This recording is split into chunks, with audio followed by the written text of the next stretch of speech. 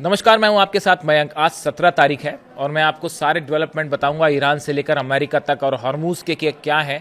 लेकिन इस बीच एक ऐसी खबर आई है जिससे मैं शुरुआत करना चाह रहा हूं, जो बड़ी ही हैरान करने वाली खबर है।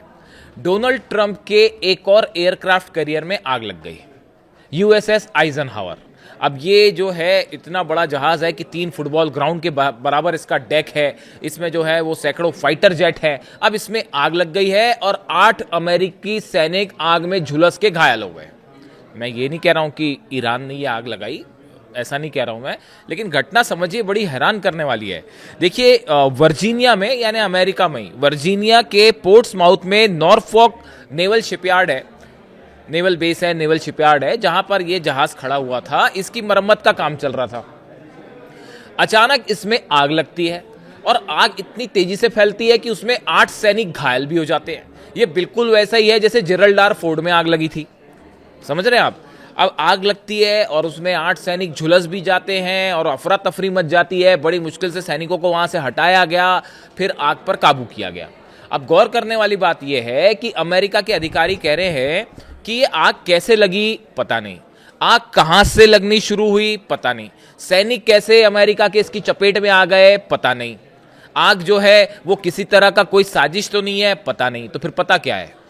कुछ भी नहीं पता। इतने बड़े एयरक्राफ्ट कैरियर में आग लग जाए। देखिए, ऐसे ही था जेरल्ड आर फोर्ड में जब आग लगी थी, तब भी यही कहा गया था कि भाई ये आग कैसे लगी, लॉन्ड्री में आग लग गई है। ये बात अलग है कि जो डिफेंस एक्सपर्ट्स है वो ये बता रहे हैं कि ईरान ने जो अंडर वाटर ड्रोन होता है उससे हिट कर दिया था। ये अलग बात है। देखिए, ईरान ने कोई दावे नहीं किए, हर बात क्लेम भी नहीं की जाती, लेकिन उस समय क्या कहा गया था अमेरिका की तरफ से? यही कहा गया था ना कि लॉन्ड्री में आग लग गई जेरल्ड आर फोर्ड में और उसमें सैनिक घायल भी हो गए और फिर जो बचे थे वो डर के मारे जो है वो उसके बेसमेंट में छुप गए जाके। इसी तरह की खबर थी। जेरल्ड आर फोर्ड तो दुनिया का सबसे बड़ा वॉरशिप है। अब उसमें भी आग लग गई, कुछ नहीं पता था कैसे हुआ क्या हुआ। फिर ये हालत हुई कि उसको मरम्मत के लिए भेजना पड़ा और कई दिनों तक उसकी मरम्मत चलती रही। उस समय भी यही कहा गया था कि ये हादसा है। ये बात अलग है कि बाकी लोगों ने बाद में बताया कि वो तो ईरान ने अंडर वाटर जो है, समुद्र के अंदर चलने वाला ड्रोन है, जैसे शायद आसमान में उड़ता है वैसे समंदर के अंदर चलने वाले ड्रोन भी है, उसने हिट कर दिया था और हवा नहीं लग पाई अमेरिका की नेवी को। तो अब ये बड़ा सवाल है कि ये जो आइजनहावर में इस तरह से आग लगी और सैनिक घायल हो गए, तो ये कहीं किसी तरह का सोबेटाज तो नहीं है? ठीक है, चलिए, अब जानकारी आगे होएगी तो पता चलेगी। इसके अलावा एक और बड़ी इंपॉर्टेंट खबर आई। डोनाल्ड ट्रंप के पास, अमेरिका के पास मिसाइल्स की कमी हो गई है। देखिए, ये कैसे खबरें सामने आई, हम तथ्य के साथ इस बात को करेंगे, हवा हवाई बात नहीं करेंगे। खबर ये आई है कि Pentagon reportedly reaching out to civilian giants like Ford and General Motors. इस तरह की खबरें कई जगह छपी है कि अमेरिका ने कुछ अब प्राइवेट कंपनी से संपर्क किया है, जिसमें फोर्ड भी है और जनरल मोटर्स भी है। इस तरह के दावे हो रहे हैं और ये कहा गया है कि भाई, इनसे कहा गया है कि जो मिसाइल्स हैं वो बनाने में मदद कीजिए। इस तरह के दावे हो रहे हैं। देखिए, with high-tech systems like THAAD and Tomahawk not easy to replace, can production even keep the pace with demand? अब इसमें क्या है कि देखिए, टॉमहॉक मिसाइल्स लगातार खर्च हो रही हैं। थार्ड और पेट्रियाट की तो भयंकर कमी है। पहले इजराइल को बचाने में 12 दिन की जंग में थार्ड और पेट्रियाट लग गई। फिर ईरान ने जो है इतनी मिसाइल्स मारी कि वो अरब को बचाने में पूरे थार्ड खत्म हो गए और क्या बचे नहीं बचे आपको पता ही है। अरब कह रहा है और यूएई कह रहा है कि अब हम विश्वास नहीं करेंगे आप पे भैया, आप नहीं बचा सकते हमको। तो थार्ड और पेट्रियाट वहां खत्म हो गए। अब ये थार्ड और पेट्रियाट बनाना नहीं, जितनी जल्दी बना के उस क्वालिटी का बनाना, ये हर आसान नहीं है कि आप किसी भी कंपनी को कांटेक्ट करें और कहें कि भाई इसको फौरन बना दो, तो वो संभव नहीं है। As talks of ceasefire and negotiations grow louder, is diplomacy being driven by strategy or by scarcity? देखिए, कहा जा रहा है ये अमेरिका ने जो घेराबंदी कर रखी है, अमेरिका ने अब तक हमले नहीं किए, उसकी एक बड़ी वजह है। अब अमेरिका को ये चिंता, भाई मिसाइल तो है नहीं और सामने वाले के पास जो है, ईरान के पास तो कितनी मिसाइल्स है किसी को नहीं पता। किसी को नहीं पता, ना सीआईए को पता, ना मोसाद को पता है, यहां तक कि रूस के पास भी कितनी जानकारी है पता नहीं। कितनी मिसाइल सिटीज हैं। 40 साल से पता था ईरान को इस बात को कि एक ना एक दिन ये जरूर आएगा। तो ईरान की जो सेना है और अली खामनी साहब का विजन था, उनको पता था कि जो है लंबी जंग चलेगी, मिसाइल्स प्रोडक्शन तैयार रखना है। अब वो नई खबर आ गई है कि ईरान ने अपनी नई मिसाइल सिटीज़ के मुंह खोल दिए हैं और कई जगह से जो है वो धड़ल्ले से मिसाइल और लॉन्चर जो अंदर रखे हुए थे वो बाहर आने शुरू हो गए और वो रिप्लेसमेंट कर दिए गए। वो बड़ी जंग की तैयारी में ईरान, ये क्यों हुआ, क्या हुआ? और आज जुम्मा है, मैं आपको बताता हूँ, खबरें इस तरह की हैं। डिफेंस सर्कल में कि जुमे पर ईरान पर बड़े हमले की ग्राउंड ऑपरेशन की प्लानिंग थी, लेकिन पुतिन ने ट्रंप का यह प्लान फेल कर दिया। वो कैसे, मैं आपको बताऊंगा। अब देखिए, ये जो मिसाइल वाली बात है, अभी कहा जा रहा है कि ये एक नया टर्म सामने आ गया है कि साहब हम जो है वो इकोनॉमिक फ्यूरी, एक नया टर्म सामने आ गया है कि अब वो जंग वाली बात नहीं है, अब हम इकोनॉमिक तरीके से ईरान को नुकसान पहुंचाएंगे और घेर के खड़े हो जाएंगे और जहाज नहीं निकलने देंगे। अरे यार, 40 साल से आपने सैंक्शंस लगा रखे हैं, क्या कोई कुछ बिगाड़ पाया? फ्रांस, जर्मनी, इंग्लैंड, हालांकि अब ये सब खड़े हो गए ईरान के साथ आके। सिर्फ डोनाल्ड ट्रंप अकेले बच्चे हैं, उनके साथ उनका कोई हमले में साथ देने को राजी नहीं है।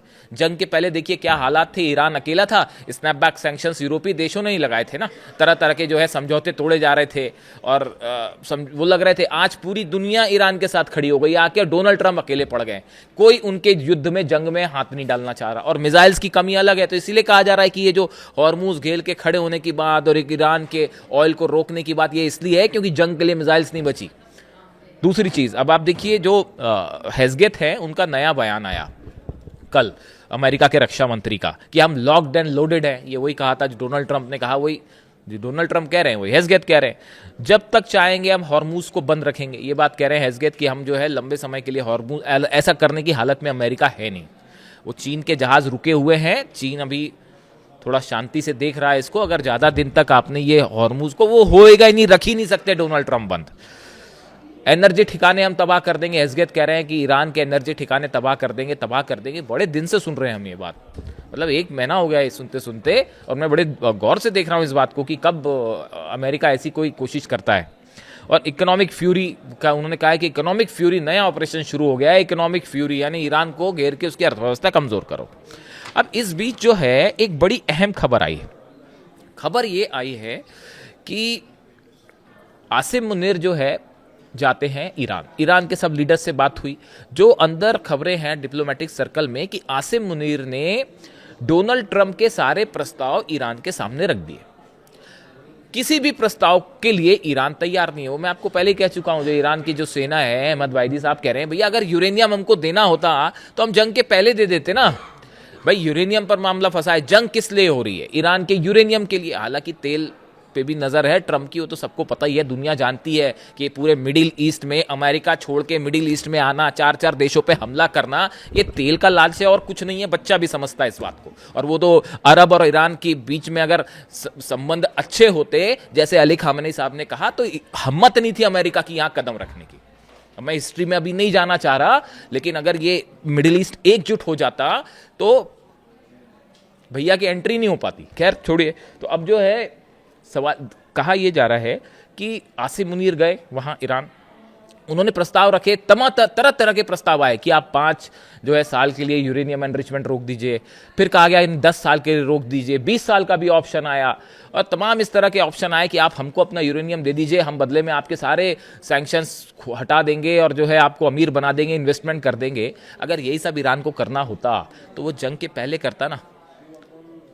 अली खामेनी साहब तो झुके नहीं, इसी बात के लिए अली खामेनी साहब अड़े रहे कि आपको यूरेनियम दे दें और उसके बाद मिसाइल प्रोग्राम का क्या होगा, ईरान क्यों रोकेगा मिसाइल प्रोग्राम। यानी देखिए, ये बात अभी तक अमेरिका को समझ में नहीं आई है। डिप्लोमेटिक टॉक्स होती रहे, कितनी दौर की बातचीत हो जाए, ये फेल हो जाएंगी जब तक अमेरिका के डिप्लोमेट्स को बात समझ नहीं आएगी कि ईरान से इक्वल लेवल पर बात करनी पड़ेगी और यूरेनियम एनरिचमेंट ईरान का अधिकार है।